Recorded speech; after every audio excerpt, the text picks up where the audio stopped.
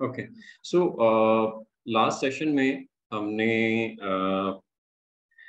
जो sales forecasting है उसको उसके तमाम वेरिएबल जो हैं वो कंसिडर किए थे कि कौन कौन से वेरिएबल जो हैं वो हमारी सेल्स से रिलेटेड या हमारी आगे की फ्यूचर जो है वो किन वेरिएबल्स के ऊपर, किन फैक्टर्स के ऊपर डिपेंडेंट होती है। तो वो तमाम फैक्टर जो है वो हमने कंसिडर किए थे एंड उसकी बेसिस पे एक फोरकास्ट स्टैब्लिश की थी इन टर्म्स ऑफ के नंबर ऑफ यूनिट जो हैं वो किस बेसिस पे क्या एक्सपेक्ट हम कर सकते हैं, क्या सेल्स जो हैं वो हमें अचीव हो सकती हैं। और उसमें हमने sort of number of unit जो हैं वो भी डिटेल में डिस्कस किए थे कि किस तरीके से सेल्स और मतलब हमारी जो सेल्स हैं वो उसका प्रोपोर्शन जो है वो पीपीसी ऑर्डर का और ऑर्गेनिक ऑर्डर्स का जो है वो कितना होगा। ओके, सो अब यहाँ पर थोड़ा सा हम सॉर्ट ऑफ बात कर लेते हैं रिजल्ट्स के ऊपर और क्या क्या केपीआई जो हैं वो यहाँ पे इन्वॉल्व हैं। ठीक है, अब लेट्स अज्यूम कि यहाँ पर जो फोरकास्ट हमने एस्टैब्लिश की है वो प्रैक्टिकली सही है। ठीक है, सो यहाँ पर अब नेगेटिव रिजल्ट्स आ रहे हैं। ठीक है, हम देख रहे हैं कि यहाँ पर हमें जो ऑपरेटिंग प्रॉफिट, नेट प्रॉफिट आ रहा है दैट इज फर्स्ट मंथ में हमें 3500 का लॉस हो रहा है, देन 3300, दैट 3000। ठीक है, यानी हम 6 मंथ्स तक जो है वो ओवरऑल हमने कोई 17,000 का जो है वो लॉस कर दिया है अगर हम इस पर्टिकुलर निश में एंटर होते हैं और उसके वेरिएबल्स जो हैं और उसके जो रिजल्ट्स हैं वो यही रहते हैं जो कि हम यहाँ पे एक्सपेक्ट कर रहे हैं अपनी फोरकास्ट में। तो हमें ऑलमोस्ट कोई $17,500 का जो है वो लॉस नजर आ रहा है। ठीक है, सो अब ये केस स्टडी, आई मीन इसी तरह की सिचुएशन जो है ना मुझे रिसेंटली एक कैनेडियन लॉन्च में फेस करनी पड़ी थी कि जिसकी फोकस जो है वो बहुत ज्यादा अच्छी नहीं थी। ठीक है, एंड वहाँ पर प्रॉब्लम ये था कि उसका पर्टिकुलर सीपीसी जो है वो हाई था। मैं अगर आप लोगों को, तो अब यहाँ पर क्या है, ये एक आई मीन केस स्टडी है बेस्ड ऑन एक्चुअल डाटा। ठीक है, कि हमने एक पर्टिकुलर सॉर्ट ऑफ निश को फोरकास्ट किया पहले और उसके कंपैरेटिवली फिर मैंने यहाँ पे अपने जो एक्चुअल रिजल्ट्स हैं उनको स्टैब्लिश करना स्टार्ट किया। ठीक है, सो अब इसकी फोरकास्ट भी जो सॉर्ट ऑफ थी वो एक तरीके से नेगेटिव ही थी, आपको यहाँ पे नजर आ रहा है।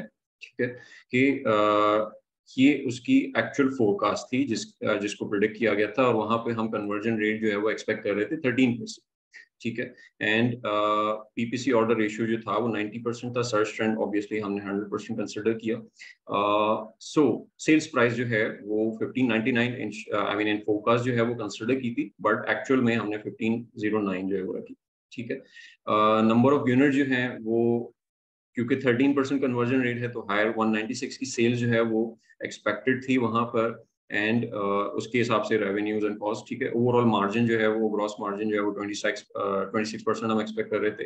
Advertisement cost 1800। सो ये एक सॉर्ट ऑफ फोरकास्ट आ गई और इसके रिजल्ट्स भी जो है वो नेगेटिव थे। ठीक है, अगर मैं यहाँ पे कंप्यूट करूँ फॉर फर्स्ट 6 मंथ्स,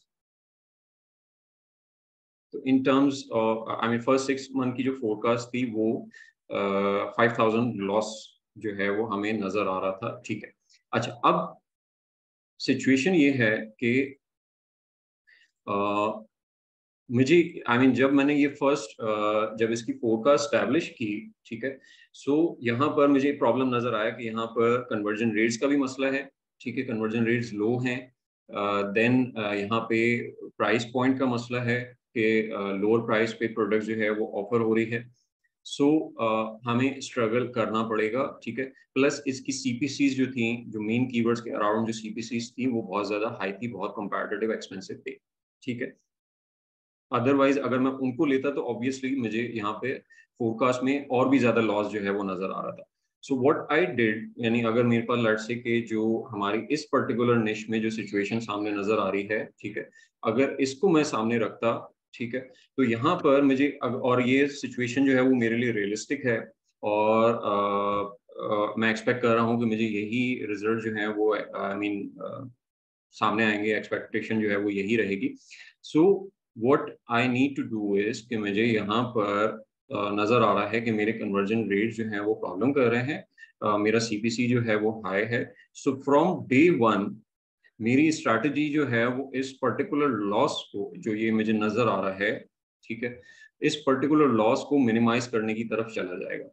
ठीक है, इस पर्टिकुलर लॉस को मिनिमाइज करने की तरफ किस तरीके से जाएगा कि मैंने यहाँ पे क्या अपने टारगेट जो है ये क्या रखने हैं कि जिस बेसिस पे ये नंबर अचीव हो रहा है उन्हीं वेरिएबल्स को मैंने कंट्रोल करना है। ठीक है, अच्छा वो वेरिएबल्स क्या क्या हैं? एक वेरिएबल है सर्च ट्रेंड का, ये मेरे कंट्रोल में नहीं है, तो इसमें मैं कोई सॉर्ट ऑफ एडजस्टमेंट जो है वो नहीं कर सकता। ठीक है, अच्छा फिर वेरिएबल क्या है? कन्वर्जन रेट का। ठीक है, सो कन्वर्जन रेट मुझे हायर अचीव करना है, तो मेरा पहला ऑब्जेक्टिव इस पर्टिकुलर निश को लॉन्च करने से पहले ये सेट हुआ कि मुझे यहाँ पर कन्वर्जन रेट जो है वो लेट्स से अगर मैं 7% पे जाता हूँ यहाँ पर, ठीक है, या मैं 10% पे जाता हूँ, सही है, सो मुझे कन्वर्जन रेट जो है वो यहाँ पर हायर अचीव करना होगा। तो मेरे लॉस जो है वो मिनिमाइज, देख रहे हैं आप कि अगर मैंने कन्वर्जन रेट को इंक्रीज किया है तो मेरा लॉस जो है वो ऑटोमेटिकली कम होता जा रहा है। ठीक हो गया। दूसरी चीज जो है वो मुझे यहाँ पर जो सीपीसीज हैं, ठीक है, वो ओवरऑल 0.96 लाट से आ रहे हैं, तो मुझे अगर इसको कंट्रोल करना है तो मुझे लाट से अगर मैं ये टारगेट सेट करूं कि मैं यहाँ पे सीपीसी जो है वो कंट्रोल करके ऑन एन एवरेज 0.75 टारगेट करूंगा। ठीक है, सो उसकी बेसिस पे हम रिजल्ट देखते हैं कि मेरा लॉस मजीद कम हो रहा है। ठीक है, एंड देन यहाँ पर ऑर्डर रेशियो जो है वो अगर मैं चेंज करता हूँ, लेट से मुझे फर्स्ट मंथ में 15% ऑर्डर जो है वो ऑर्गेनिकली कोशिश करनी है कि मेरे ऑर्गेनिक ऑर्डर जो है वो 15% तक चंक जो है वो वहां पर हो, और लेटर ऑन वो इम्प्रूव होता जाए। ठीक है, सो अगर सिचुएशन जो है वो इतनी हॉरिबल है, अगर तो इतनी हॉरिबल है इन एक्चुअल, सो वहां पर डे इस फोरकास्ट की मदद से मैं क्या कोशिश कर सकता हूं कि मेरे लिए अपने ऑब्जेक्टिव जो हैं वो डिफाइन हो गए in terms of conversion rate, in terms of CPC and in terms of PPC order ratio, क्योंकि ये तीन वेरिएबल्स हैं जिनको मैं कंट्रोल कर सकता हूँ। ठीक है, we will go back to जो केस स्टडी है। ठीक है, सो यहाँ पर मैंने इन्हीं चीजों के ऊपर फोकस किया कि मैं, क्योंकि मुझे यहाँ पर जो सीपीसी आ रहा था इनिशियली, वो आ रहा था अराउंड कोई 1.2 या 1.1 के अराउंड। ठीक है, जो जिसकी बेसिस पे मुझे लॉस नजर आ रहा था कि फोरकास्ट में जो है वो हमें लॉस बेयर करना पड़ेगा। सो व्हाट आई डिड इज कि मैंने डे वन से जब लॉन्च स्टार्ट होनी थी, सो मैंने यहाँ पर अपना ऑब्जेक्टिव एक सॉर्ट ऑफ और पीपीसी की कैंपेन इस तरीके से स्टैब्लिश की कि मुझे अपना एवरेज सीपीसी जो है वो 0.7 या 0.75 से ऊपर नहीं जाने देना। इनफैक्ट उसको अगर मैं मजीद कम कर सकता हूँ, यानी 0.6 पे लेके आ सकता हूँ या 0.55 पे लेके आ सकता हूँ, तो मैं उसको कंट्रोल करके उस सीपीसी को ड्रॉप डाउन करूंगा। ठीक हो गया। सेकेंडली, मुझे कन्वर्जन रेट्स के ऊपर काम करना पड़ेगा कि कन्वर्जन किस तरीके से इम्प्रूव की जा सकती है।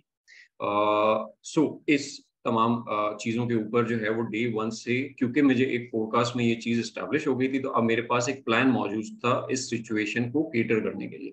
तो एक्चुअली फोरकास्ट आपको जैसी भी सिचुएशन दिखा रही है, उसके उसका पर्पस जो है वो ये है कि उसकी बेसिस पे आप अपनी स्ट्रैटेजी को चेंज करें और उस सिचुएशन को, उस चैलेंज को केटर करने की कोशिश करें कि आप कहाँ पर उस पर्टिकुलर लॉस को जो है वो मिनिमाइज कर सकते हैं। ठीक है, सो अब यहाँ पर हुआ क्या, इस एक्चुअल पर्टिकुलर लॉन्च में अगर हम इसके एक्चुअल रिजल्ट देखते हैं तो हमें ओवरऑल कन्वर्जन रेट जो है वो कम, आई मीन हमें एक्चुअल कन्वर्जन जो मिली वो कम मिली जितनी कि हम एक्सपेक्ट कर रहे हैं। ठीक है, बट हमारी जो पीपीसी ऑर्डर रेशियो था वो हम ज्यादा अचीव कर पाए। ठीक है, एंड दूसरा ये कि क्योंकि कन्वर्जन कम मिल रही थी, खासी कन्वर्जन कम मिल रही थी, सो उसकी वजह से ओवरऑल हमने अराउंड कोई हाफ या उससे कम जो है वो हाफ के अराउंड जो है वो हमने सेल्स टच की जितनी कि हम एक्सपेक्ट कर रहे थे, और रेवेन्यू क्योंकि हमने प्राइस भी कम रखी हुई है तो प्राइस भी हमारी सॉर्ट ऑफ कम थी। ठीक है, लेकिन जो इसी तरीके से ग्रॉस मार्जिन वगैरह पे इतना इफेक्ट नहीं, लेकिन यहाँ पर एक चीज जो हमने की कि हमने सॉर्ट ऑफ पीपीसी का बजट जो है वो किसी हद तक कंट्रोल किया, और 1800 से लाके उसको 1100 पे लेके आ गए। ठीक है, प्लस तो ऑपरेटिंग प्रॉफिट जो है वो हमारा ओवरऑल जो हम एक्सपेक्ट कर रहे थे उसके अराउंड ही हमारा ऑपरेटिंग प्रॉफिट जो है वो यहाँ पे रहा। अच्छा, सेकंड मंथ में चले जाते हैं कि सेकंड मंथ में फिर क्या हुआ। ठीक है, अब सेकंड मंथ में क्या हुआ कि यहाँ पर एक जो फर्स्ट मंथ में एक चीज जो रियलाइज हुई वो ये हुई कि अगर मैं आप लोगों को इस पर्टिकुलर प्रोडक्ट के हवाले से,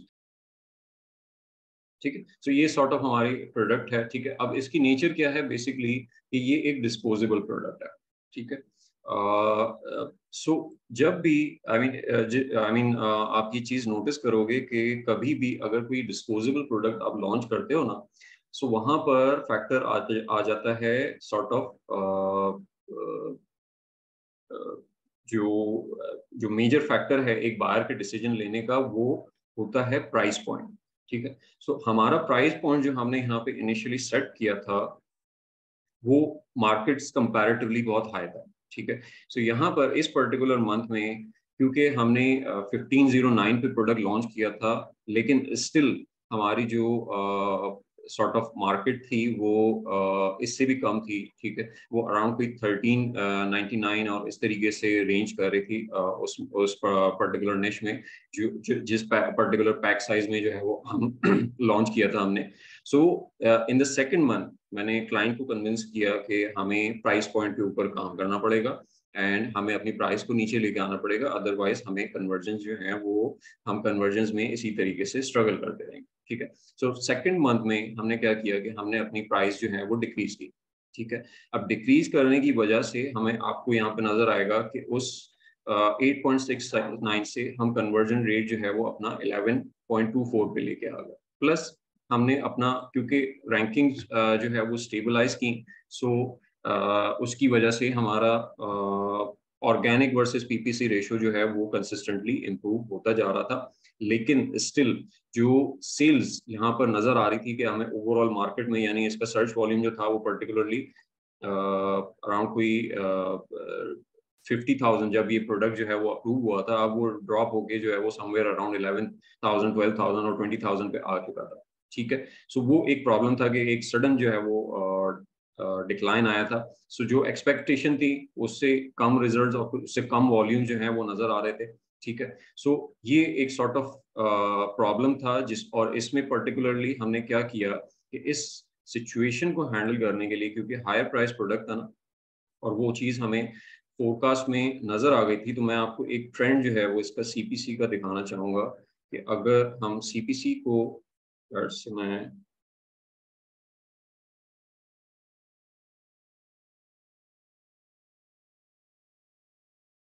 राइट। सो जो इनिशियली हमें जो सीपीसी यहाँ पे नजर आ रहा था, ठीक है, वो आई मीन $2 तक भी था, आई मीन कुछ कीवर्ड्स के ऊपर 2.5 तक भी था, ठीक है, जो मेन कीवर्ड्स थे अराउंड। सो वहां पर उसको कंट्रोल करना, क्योंकि हमें एक्सपेक्टेड था रिजल्ट्स का, तो उसको डायरेक्टली हमने कंट्रोल करना स्टार्ट किया and we brought it to around जो एवरेज सीपीसी था वो 1.1 1.2 तक जो है वो हमने उसको लेके आने की कोशिश की, और यही पॉइंट था जहां पर हमने प्राइस ड्रॉप की थी। But later on I mean क्योंकि आई मीन ये पॉइंट जो है वो स्टैब्लिश हो गया था क्लाइंट को कि हाँ यहाँ पे प्राइस पॉइंट का जो है वो प्रॉब्लम है, एंड सो उसने अपनी सोर्सिंग पे जो है वो काम स्टार्ट कर दिया। सो टिल दैट टाइम उस क्लाइंट ने कहा कि हम अपनी प्राइस जो है वो दोबारा फिलहाल इंक्रीज कर लेते हैं, एंड वंस हमारे पास जो न्यू इन्वेंट्री है जो एक लोअर प्राइस पे हमें आ जाएगी, तो हम हमारे पास रूम निकल आएगा कि हम सॉर्ट ऑफ उस कंडीशन को जो है वो यानी अपनी लो प्राइस को जो है वो लो कर पाएंगे, and then we can keep it consistent एक प्राइस पे जो है वो रख सकते हैं, तो हमारे लिए कन्वर्जन वगैरह जो है वो इम्प्रूव हो जाएगी, ठीक है। सो ओवरऑल एक जो सिचुएशन थी वो यहाँ पे ये थी, प्लस अगर हम इसकी सॉर्ट ऑफ एक रैंकिंग ट्रैकर जो अगर वो चेकआउट करें, तो हमने क्या किया कि यहाँ पर अगर मैं यहाँ पर आपको दिखाऊं कि जिस तरीके से वो रैंक्स ट्रैक हो रहे थे, ठीक है, one day two day three पे, सो वो रैंक जो है वो आहिस्ता आहिस्ता स्टेबलाइज होना स्टार्ट हो गए थे जैसे जैसे हमें कन्वर्जन मिल रही हैं, और उसका इफेक्ट जो है जैसे हमने प्राइस ड्रॉप की है तो उस पे हमारे नंबर जो हैं वो ज्यादा बेहतर होना स्टार्ट हो गए, ठीक है। जहां पर हम सॉर्ट ऑफ जो ये आप देख रहे हैं कि डे 10 पे, क्योंकि हमने शुरू के स्टार्ट में हमारी लॉन्च प्राइस जो थी वो ज्यादा थी, एंड देन लेटर ऑन हमने उस प्राइस को जो है वो डिक्रीज किया, तो जब वो डिक्रीज किया तो उसकी वजह से कन्वर्जन इंप्रूव होना स्टार्ट हुई, एंड डे 1 पे हम जो टॉप 10 कीवर्ड का जो पहले सर्च वॉल्यूम था वो अराउंड इन टोटल जो था वो 426 और 20 के अराउंड बन रहा था, तो वो हम जंप करके वहां पर 16,000 के सर्च वॉल्यूम वाले कीवर्ड्स के ऊपर जो है वो सॉर्ट ऑफ टॉप 10 में जो है वो विद इन 10 डेज जो है वो रैंक कर गए थे। और ओवरऑल टॉप 50 की अगर हम बात करें तो वो अराउंड कोई 40,000 के अराउंड जो है वो फिर वहां पे स्टैब्लिश हो गया था। सो दैट्स द सिचुएशन कि जहां पर अगर आपको ऐसी वर्स्ट सिनेरियोज में जो आई मीन इस सारी सिचुएशन को एक्सप्लेन करने का मकसद ये था कि अगर आपकी फोरकास्ट में इस तरह की सिचुएशंस नजर आ रही हैं कि आपको रिजल्ट जो हैं वो बहुत अच्छे एक्सपेक्टेड नहीं हैं, सो उसको हैंडल करने के ये तरीका है कि हम अपने वेरिएबल्स को कंट्रोल करने की कोशिश करें और वहाँ पर सॉर्ट ऑफ उसकी बेसिस पे रिजल्ट ड्राइव करने की कोशिश करें, अपने टारगेट सेट कर लें कि हमने क्या कन्वर्जन रेट अचीव करना है, हमने क्या पीपीसी ऑर्डर रेट अचीव करना है और हमने क्या सीपीसी जो है वो टारगेट करना है। और उस उन केपीआई से या उन बेंचमार्क से जो है वो हमने वो एक्सटेंड नहीं करना, ताकि हमारे रिजल्ट जो हैं वो इन कंट्रोल रहें और हम वो बहुत ज्यादा ब्लीडिंग की तरफ जो है वो ना चले जाए।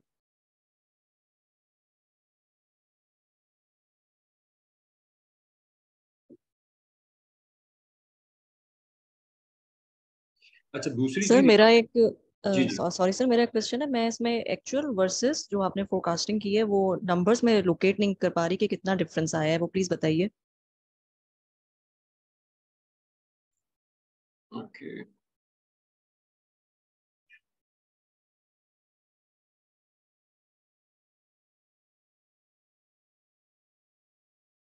नंबर्स आप लोकेट नहीं कर पा रहे, क्या मुराद है आपकी नंबर से? मतलब नजर सब आ रहा है, इसमें सारे नंबर्स हैं, लेकिन वो जो एड स्पेंड का अगर हम फोरकास्टिंग में मैं आपसे डिफरेंस पूछूं या कन्वर्जन रेट का अगर मैं डिफरेंस पूछूं, मंथ बाय मंथ नहीं, ओवरऑल हम्म। अगर आप 6 मंथ्स की अगर आप कर रहे हैं तो आपने फोरकास्ट क्या किया था और फिर हम्म। आपको एक्चुअल वो क्या चीज रिसीव हुई, वो मैं थोड़ा अंडरस्टैंड करना चाह रही हूँ उसमें। नहीं नहीं, यहाँ पे एक्चुअल नजर आ रहा है ना कि हमें 13% कन्वर्जन रेट एक्सपेक्ट किया था और हमें एक्चुअल फर्स्ट मंथ में जो कन्वर्जन रेट रिसीव हुआ दैट वाज 8.7% जो था वो ठीक है, कन्वर्जन ठीक आया, है। ठीक है। देन सेकंड मंथ में हमारे पास 14% हमने एक्सपेक्ट किया था और वो हमें 11.2 का कन्वर्जन था, जो कंपैरेटिवली आई मीन पिछले मंथ से एक्चुअली जो है वो बेहतर हुआ, लेकिन अभी भी फोरकास्ट के हिसाब से जो है वो कन्वर्जन इतनी इम्प्रूव नहीं हुई, ठीक है। तो यहाँ पर हमारा एडवर्स वेरिएंस आ रहा है कि कन्वर्जन रेट जो हम एक्सपेक्ट कर रहे थे वो लो थे, बट जो चीज हमने कंट्रोल की वो की पीपीसी ऑर्डर में हमने बेहतर परफॉर्म किया, ठीक है। प्राइस पॉइंट की वजह से हमारे रिव्यूज आई मीन जो रेवेन्यूज हैं वो ऑब्वियसली वो हमने कम टारगेट करने थे, प्लस जो सॉर्ट ऑफ जो सेल्स हम एक्सपेक्ट कर रहे थे यहाँ पर वो भी एक्चुअली मार्केट में इतनी ज्यादा सेल्स जो है वो नहीं हो रही थी, क्योंकि सिर्फ इन नंबर्स को टच करके जो है वो हम सब कैटेगरी में जो है वो बीएसआर हमारा ऑलमोस्ट कोई टॉप 10 में जो है वो आ गया था, ठीक है, सब कैटेगरी की बात कर रहा हूँ। तो वहां पर जो बेस्ट सेलर भी था उसकी एक्चुअल सेल्स भी जो थी वो हमें नजर आ रही थी कि वो अराउंड सॉर्ट ऑफ कोई लगभग कोई मे बी आई मीन 30-35 जो है वो पर डे सेल कर रहे थे। और ये अगर मैं सेकंड मंथ की बात करूं तो ये सेकंड मंथ का कंप्लीट डाटा नहीं है, ये इन द मिड ऑफ मैंने आई थिंक 2 हफ्ते या 1.5 हफ्ते का डाटा जो है जब मुझे क्लाइंट को रिपोर्ट करना था उसके बाद मैंने इसको अपडेट नहीं किया। सो ये 2-3 हफ्तों का रेशियो है, यानी हम ऑलमोस्ट कोई डेली सेल जो है वो 8 to 10 ऑर्डर्स पर डे जो है वो अचीव कर गए थे when we reduce our prices. तो हमारी एवरेज सेल जो थी वो यहाँ पे अगर उसी रेशियो से चलती रहती तो वो 300 हम जो है वो यहाँ पर टच कर जाते और हमारा सेकंड मंथ जो है वो अपना टारगेट जो है वो अचीव कर लेता। यहाँ पे एक्चुअली ये पूरे कंप्लीट मंथ का मई का जो है वो डाटा जो है वो यहाँ पे मौजूद नहीं है, that was only around may be शायद 10th को या 12th को मैंने ये रिपोर्ट जो है वो अपडेट की थी और ये वेरिएंस एनालिसिस किया था, तो ये उस वक्त तक का डाटा इसमें मौजूद है। तो सर आपने क्या ऐसे सिनेरियोज भी फेस किए हैं जिसमें इसमें वो लो जा रहा है एक्चुअल जो है, फोरकास्टिंग में हाई थी, और फिर ऐसा सिनेरियो आपने फेस किया है जिसमें आपने higher rates, conversion rates achieve किए हों? हायर कन्वर्जन रेट नहीं एज सच, क्योंकि इनिशियली जो है वो conversion rate slightly upper and down I mean उसमें थोड़ा बहुत जो है वो फर्क नजर आता है, बट इतना ज्यादा फर्क आई मीन कोई बहुत बहुत ज्यादा एबनॉर्मल डिफरेंस जो है वो मुझे नजर नहीं आया अभी तक, ठीक है। या उस उन कैटेगरीज में जो है वो मैंने अभी तक इस तरह का सिनेरियो नहीं देखा है। और सर पीछे आपने एक ये भी बात की कि आप कोशिश करें कि आपको 15% ऑर्गेनिक ऑर्डर्स मिल जाएं। ये आपने किस कॉन्टेक्स्ट में बात की है? न्यू लॉन्च के लिए बात की है? क्योंकि अगर इट्स अबाउट न्यू लॉन्च तो उसमें तो आपकी पीपीसी ही आपके कीवर्ड्स को, आपके प्रोडक्ट को पुश करती है to bring it on first page. फिर ये कैसे पॉसिबल है? और टैक्टिक्स यूज करने चाहिए मार्केटिंग के नहीं अदर देन नहीं पीपीसी? नहीं नहीं, देखिए वो भी अगर आप और टैक्टिक्स भी यूज करते हो तो भी वो सॉर्ट ऑफ पेड ही हुए ना, वो ऑर्गेनिक तो नहीं हुए। सो ऑर्गेनिक के लिए वहां पे कोशिश ये करनी चाहिए कि हम जो लोअर एंड कीवर्ड्स हैं उनको टारगेट करें और उनको वहां पर स्टैब्लिश कर लें अपनी रैंकिंग को। सो वहां से पॉसिबली हो सकता है कि वंस वहां पर हम अगर जल्दी रैंक कर लेते हैं तो वहां से जो ऑर्गेनिक ऑर्डर जनरेट होते हैं तो हमारा ऑर्गेनिक ऑर्डर जो कि हम 10% एक्सपेक्ट कर रहे थे उसको हम इंक्रीज करके 12% 15% तक लेके जा सकें। ठीक है सर, बस मेरा लास्ट क्वेश्चन है, चाहे प्री लॉन्च हो या वाइल लॉन्च हो, ये जो आपने फोरकास्टिंग का पूरा मेथड बताया है, ये प्री में भी यही मेथड चलता है या स्ट्रेटेजी डिफरेंट होती है? और वाइल लॉन्च में भी अगर बीच में हम किसी क्लाइंट का काम उठा रहे हैं, उसको देखना चाह रहे हैं, पीपीसी ऑडिट करना चाह, तब भी यही होगा या फिर वो स्ट्रेटेजीज चेंज होती हैं? नहीं, स्ट्रैटेजीज जो है वो तो सिचुएशन टू सिचुएशन वेरी करती रहेंगी। मॉडल जो है ये दोनों पे अप्लाई होता है, चाहे आप प्री लॉन्च फोरकास्ट बना रहे हो या आप पोस्ट लॉन्च फोरकास्ट बना रहे हो। सो आपका मॉडल जो है, क्योंकि ये फाइनेंशियल फंडामेंटल्स की बेसिस पे ये मॉडल क्रिएट हुआ हुआ है ना, तो वो मॉडल चेंज नहीं होगा। वेरिएबल्स यही हैं, रूल्स यही हैं, सो मॉडल तो यही रहेगा। हाँ, जो केपीआईज हैं, जो डाटा पॉइंट्स हैं, वो चेंज हो जाएंगे। वो मैं एक्चुअल पे आता हूँ कि अगर हम लेट्स से कि एक पोस्ट लॉन्च फोरकास्ट बना रहे हैं, एक ऐसी प्रोडक्ट हमारे पास आई है जिसमें लॉन्च हो चुकी है, तो वहां पर हमने केपीआई जो है वो या डेटा डाटा पॉइंट जो है वो कहाँ से सेलेक्ट करने। अब हम अपनी फोरकास्ट को उस सिनेरियो में एक दफा देख लेते हैं। तो मैं यहाँ पे सवाल ले लूँ, जी नाज़रीन।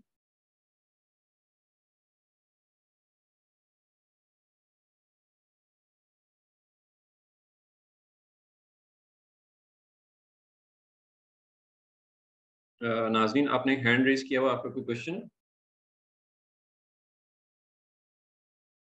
ऑलराइट, जी हफ्सा।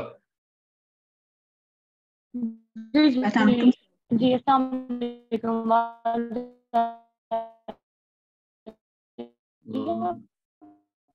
हफ्सा, आपकी आवाज जो है वो डिस्टॉर्ट हो रही है। सर आपका आवाज आ रही है? जी जी, आवाज आ रही है। अच्छा सर, मेरा क्वेश्चन रिलेटेड टू प्रॉफिट्स की है कि जब हमें नजर आ गया कि हमारे जो प्रॉफिट्स हैं वो माइनस में जाएंगे जब हम फोरकास्टिंग करते हैं, तो सर इसके मेजर फैक्टर्स क्या हो सकते हैं? लैंडिंग प्राइस हमारी बहुत ज्यादा है, या मार्केट के अंदर प्रोडक्ट जो है वो बहुत कंपेटिटिव हो गई जिसकी वजह से उसकी पीपीसी इसकी सीपीसी भी इंक्रीज हो गई? मेजर फैक्टर्स क्या हो सकते हैं अगर हमारी प्रोडक्ट हमने सिलेक्ट की, उसको लॉन्च किया, बट उसके प्रॉफिट्स जब हम फोरकास्टिंग की तरफ आए तो वो माइनस में आना स्टार्ट हो गए?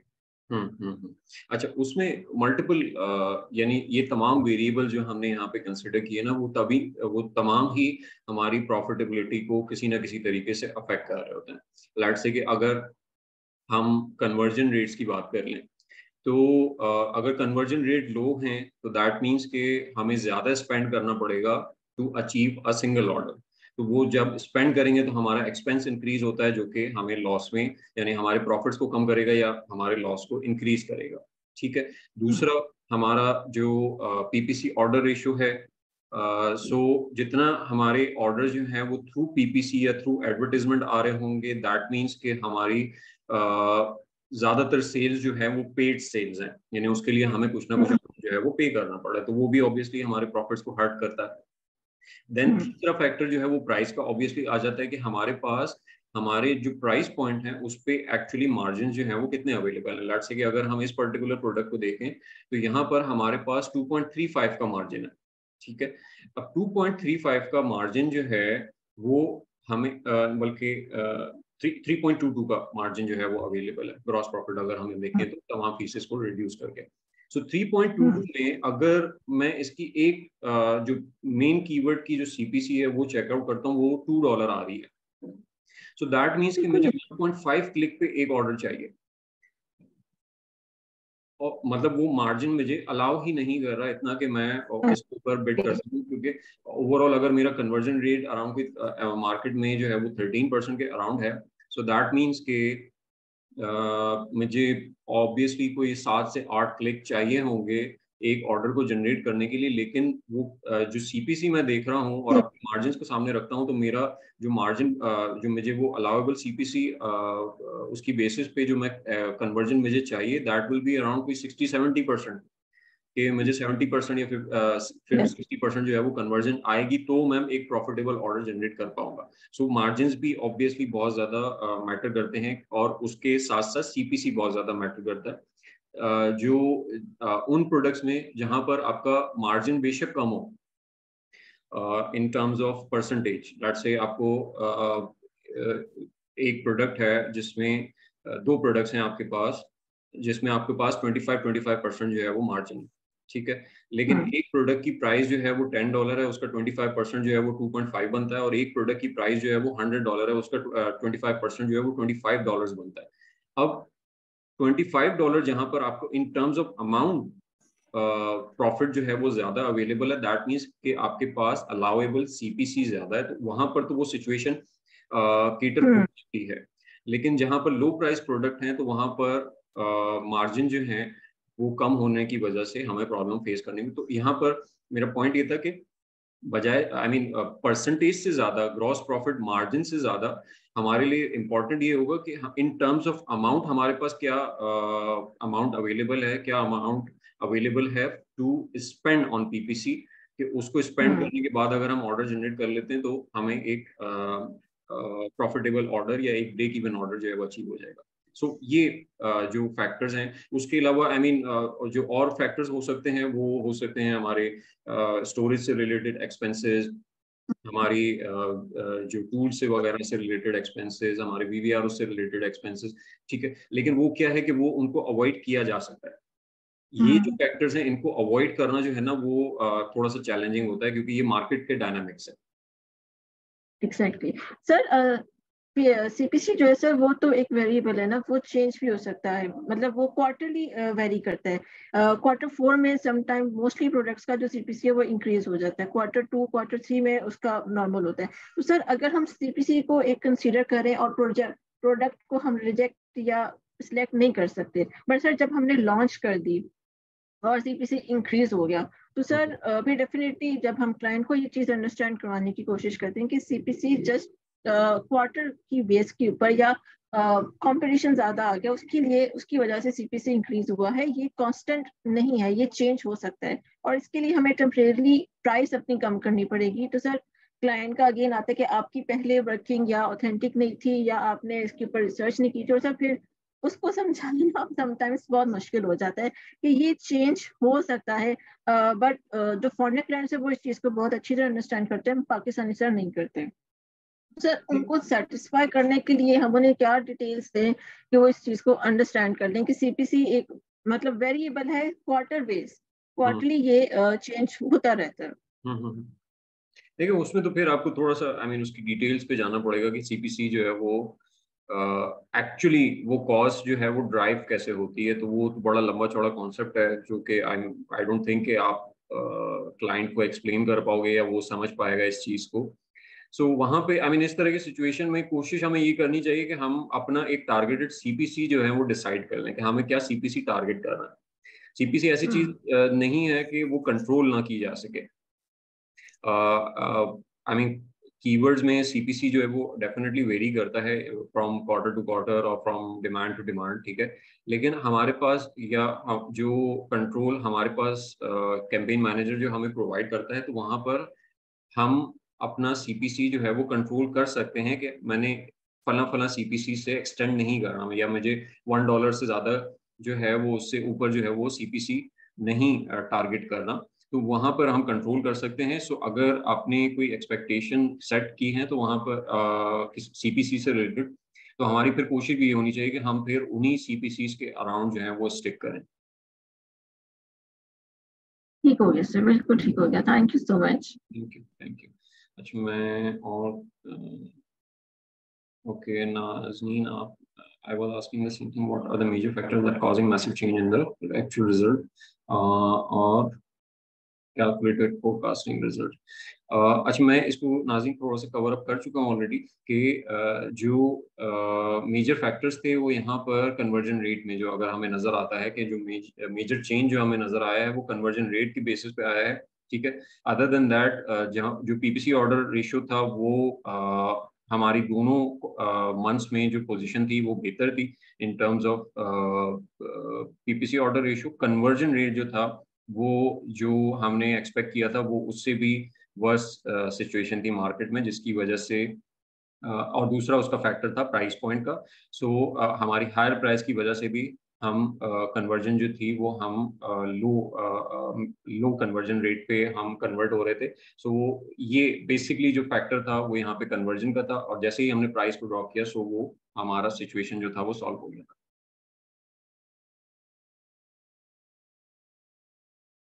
Now we decrease PPC order ratio और increase organic order ratio. Furqan, इसमें बेसिकली ये कि जहाँ पर हमारे ऑर्गेनिक सेल्स यानी ऑर्गेनिक रैंक जो है वो स्टैब्लिश हो चुके हैं, तो फिर वहाँ पर हम अपनी पीपीसी को रिड्यूस कर सकते हैं या हम सॉर्ट ऑफ एसेंस की तरफ डाइवर्ट कर सकते हैं या लोअर प्लेसमेंट्स की तरफ डाइवर्ट कर सकते हैं अनटिल अनलेस के हमारी सेल्स वेलोसिटी डिस्टर्ब ना हो। तो वो जो है वो ऑप्टिमाइजेशन वाला जो एरिया है ना, वो उसमें हम इसको ज़्यादा डिटेल में डिस्कस करेंगे। ऑलराइट, सो अब थोड़ा सा जाते हैं हम कि फॉर एग्जांपल कि ये पर्टिकुलर लॉन्च जो है वो अच्छा, यहाँ पर एक और वेरिएबल था वो मैं आप लोगों को एक्सप्लेन कर दूँ कि एक मैंने यहाँ पे कॉस्ट ली है एक्सपेक्टेड रिटर्न्स की, ठीक है। सो एक्सपेक्टेड रिटर्न्स, एक तो उस ये कॉस्ट कैसे ड्राइव हो रही है, ठीक है, उसको समझना। एंड देन जो रेट ऑफ रिटर्न है, ठीक है, वो हम कैसे कंप्यूट कर सकते हैं या कैसे ड्राइव कर सकते हैं अगर हमारी प्रोडक्ट जो है वो लॉन्च होने वाली है। सो उस सिनेरियो में हमें क्या रेटिंग्स जो हैं या एक्सपेक्टेड रिटर्न जो हैं वो क्या एक्सपेक्ट करने चाहिए। सो इस पे मैं थोड़ा सा यहाँ पर बेसिकली एक रिटर्न की कॉस्ट हमें क्या पड़ती है वो मैं थोड़ा सा एक्सप्लेन कर देता हूँ कि जब एक प्रोडक्ट एक बायर रिटर्न करता है ना, ठीक है, तो उसमें जो जब एक हमारा ऑर्डर सेल होता है तो हमें अमेजोन जो है हमें कॉस्ट क्या क्या आती है, हमारी जो लैंडिंग कॉस्ट है वो हमारी कॉस्ट आ गई, देन हमारी FBA कॉस्ट आ गई, एंड देन हमारी रेफरल फीस आ गई, ठीक है। ये तीन चीजें हैं जो हमें कॉस्ट कर रही होती है, ठीक है। सो अमेजोन मतलब इन्वेंट्री की कॉस्ट और लैंडिंग कॉस्ट जो है वो हम ऑलरेडी पे कर चुके हैं, ठीक है। लेकिन जो अमेजोन चार्ज कर रहा है वो FBA फीस कर रहा है और रेफरल फीस कर रहा है, ठीक है। सो अब इनकी बेसिस पे जब कोई ऑर्डर रिटर्न होता है बायर की तरफ से, तो अमेजोन जो है वो FBA फीस हमें रिटर्न नहीं करता, यानी फुलफिलमेंट कॉस्ट जो है वो हमें रिटर्न नहीं करता, क्योंकि फुलफिलमेंट तो उसने कर दी और उसके बाद बायर ने रिटर्न कर दिया, तो वो अमेजोन क्योंकि उसकी कॉस्ट इनकर हो चुकी है तो वो अमाउंट जो है वो हमें रिटर्न नहीं करता। जो लैंडिंग कॉस्ट है वो क्योंकि अगर मैं यहाँ पे अज्यूम ये कर रहा हूँ यानी इस पर्टिकुलर कैलकुलेशन में कि दो तरह की सिचुएशन होती है कि एक तो ये कि जब एक रिटर्न आया है हमें और वो सही कंडीशन में था तो वो अमेजोन वापस उसको हमारी इन्वेंट्री में जो है वो एडअप कर देता है, ठीक है। लेकिन मैं यहाँ पे सिचुएशन इस सिनेरियो में देख रहा हूँ कि लेट्स से कि वो वापस तो आया लेकिन वो डैमेज कंडीशन में है और वो प्रोडक्ट जो है वो वेस्ट हो गया। सो उस सिनेरियो में जो हमारी लैंडिंग कॉस्ट है वो भी हमें कॉस्ट करेगी कि वो भी हमारी सॉर्ट ऑफ लॉस हो गया, एक प्रोडक्ट जो है वो हमारा वेस्ट हो गया, तो उसकी जो लैंडिंग कॉस्ट है वो भी उस रिटर्न की कॉस्ट का पार्ट बन जाएगी। And the third thing is the referral फी। अच्छा, रेफरल फी जो है वो रेफरल फी होती है कि अमेजोन जो अपना एक कमीशन ले रहा है हमारी सेल्स प्राइस के ऊपर, ठीक है। सो वो 15% भी होता है, कुछ निशेज में 8% भी होता है, कहीं पर कुछ फिक्स भी होता है, ठीक है। सो वो जो भी कमीशन ले रहा है या जो भी रेफरल फी ले रहा है हमसे, उसका 20% जो है वो अपने पास रखेगा, ठीक है, और 80% जो है वो हमें रिटर्न कर देगा, ठीक है। सो वो जो अपने पास जो अमाउंट रख रहा है 20% ऑफ द रेफरल फी, वो भी हमारी रिटर्न का कॉस्ट रिटर्न की कॉस्ट का पार्ट बन जाती हैं। और अगर मुझे एक प्रोडक्ट जो है वो एक ऑर्डर जो है वो रिटर्न आया है और मेरा उसमें प्रोडक्ट भी लॉस हो गया, तो उसमें मेरा लॉस जो है वो लॉस मेरे लॉस में इंक्लूडेड होगा एक तो प्रोडक्ट कॉस्ट, FBA कॉस्ट यानी fulfilment fee, and then 20% of the referral fee जो कि मैंने अमेजोन को पे की थी, तो उसका जो 20% था वो भी मुझे कॉस्ट कर रहा होगा। इन सब को मिला के मेरा एक रिटर्न जो है वो कॉस्ट करेगा। ठीक है, सो नॉर्मली हम अपनी जो फोरकास्ट वगैरह में रिटर्न की वैल्यू को एस्टिमेट नहीं करते या इनकॉर्पोरेट नहीं करते, लेकिन कुछ निशेस ऐसी हैं जहां पर जो नंबर ऑफ रिटर्न्स हैं वो 8% 10% तक भी जाते हैं। ठीक है, सो वहाँ उस एक आई मीन उस तरह की निशेस में अगर आपके पास इनफ मार्जिन अवेलेबल नहीं है, ऑल्दो कि आप 25% मार्जिन लेके बैठे हो, आपको लग रहा है कि जो है वो हम प्रॉफिट जो है वो जनरेट कर लेंगे, ऑल्दो के उसके PPC भी जो है वो भी बहुत ज़्यादा चैलेंजिंग नहीं है, लेकिन जब आपके PNL में वो 10% या 8% का रिटर्न का इफेक्ट हिट करता है और आपके जो लेट्स से आपने 100 यूनिट सेल किए हैं और उसमें से 10 रिटर्न आ जाते हैं, तो वो आपका ओवरऑल प्रॉफिट जो है वो आई मीन उसको कवर अप कर लेते हैं और आपका प्रॉफिट जो है वो एक्चुअली लॉस में कन्वर्ट हो जाता है जस्ट उन रिटर्न्स की वजह से। सो इस ये भी एक इम्पॉर्टेंट फैक्टर है कि जो रिटर्न्स हैं उनको भी हमें कोशिश करनी चाहिए कि हम उनको कंसिडर करें और उसको अकाउंट फॉर करें अपनी सेल फोरकास्टिंग में। अच्छा, अब आ जाती है बात कि एक तो ये यहाँ पे आई होप कि आप लोगों को क्लियर हो गया होगा कि एक रिटर्न की वैल्यू जो है वो किस तरीके से कंप्यूट हो रही है। ठीक, अब आ जाता है रिटर्न रेट, कि हम ये कैसे डिटरमाइन करेंगे कि उस किसी पर्टिकुलर निश का जो है वो रिटर्न रेट क्या होगा, कितने नंबर ऑफ रिटर्न जो है वो हम एक्सपेक्ट कर सकते हैं। अमेजोन से मुझे वो डाटा नहीं मिला, but what I did is कि जब मैं अगर मैं लेट्स से मैं किसी निश में जाता हूँ,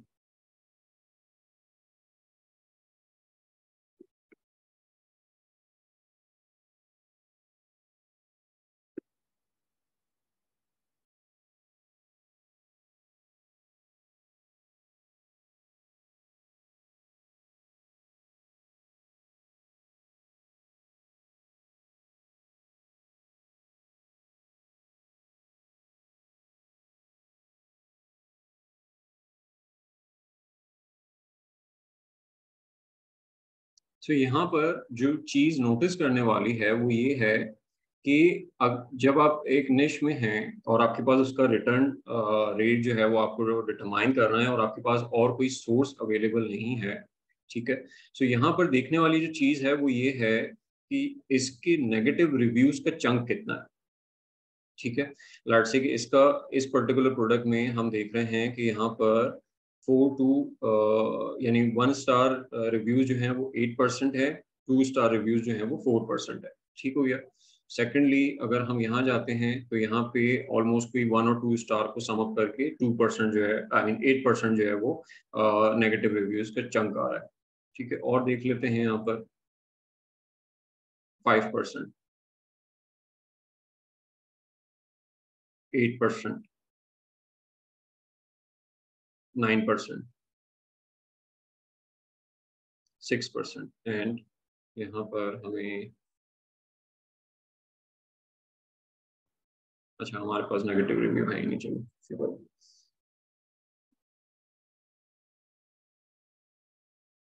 13%।